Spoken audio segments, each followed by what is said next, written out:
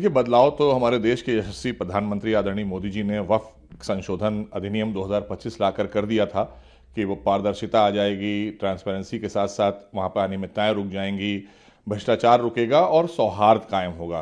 क्योंकि जब वक्फ बोर्डों में दो हिंदू सदस्य होंगे तो सौहार्द का भी एक वहाँ पर माहौल बनेगा और साथ ही साथ वहाँ पर हो रही अनियमितताएं और भ्रष्टाचार उस पर अंकुश लगेगा। और जो लोग परेशान हैं, ये वही लोग परेशान हैं जो उस समय भी विरोध कर रहे थे, पूरा देश समर्थन कर रहा था आदरणीय मोदी जी के इस संशोधन अधिनियम 2025 वक्फ का।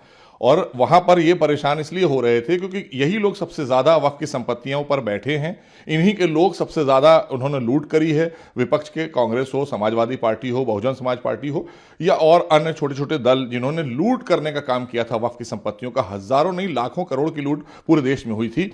और वहीं उत्तर प्रदेश की अगर बात करी जाए तो 1,27,000 संपत्तियां हैं, आज तक ऑडिट नहीं हुआ है। और ऑडिट राज्य सरकार जब कराती है तो ये लोग कोऑपरेट नहीं करते हैं। तो इसलिए हम माननीय मुख्यमंत्री जी से भी मांग करेंगे कि उत्तर प्रदेश का जब नया बोर्ड गठित हो उसमें भी दो दो सदस्य सुन्नी और शिया वक्फ बोर्ड में लाए जाएं, जिससे कि पारदर्शिता और साथ साथ अनियमितताएं रुकेंगी, भ्रष्टाचार रुकेगा। तो अपने आप में ये एक पारदर्शी बोर्ड होगा जहां पर किसी तरह का कोई भेदभाव नहीं होगा और इसको संरक्षित करने का काम भी करेंगे सभी लोग साथ में मिलकर।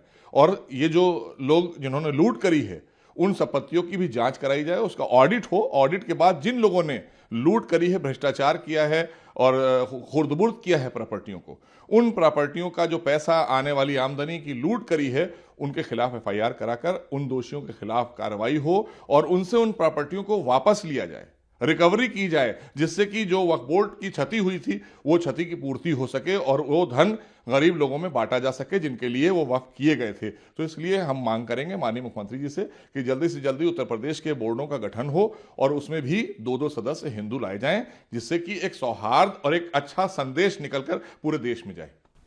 लेकिन सर, इस पे विपक्ष है, चाहे सपा हो चाहे कांग्रेस हो या कुछ मुस्लिम धर्मगुरु इसका विरोध कर रहे हैं, कह रहे हैं कि वह सुप्रीम कोर्ट तक इसका विरोध करेंगे। देखिए, मेरा मानना यह है कि हम हिंदुस्तान में रहते हैं, भारत में रहते हैं।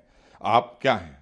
आप अगर हमारे लिए सूरज हैं तो क्या सूरज के साथ में मिलकर हम सौहार्द से कोई काम नहीं कर सकते? सारे ऑफिसर्स तो हमारे ज्यादातर अगर आप देखें तो बहुसंख्यक होते हैं।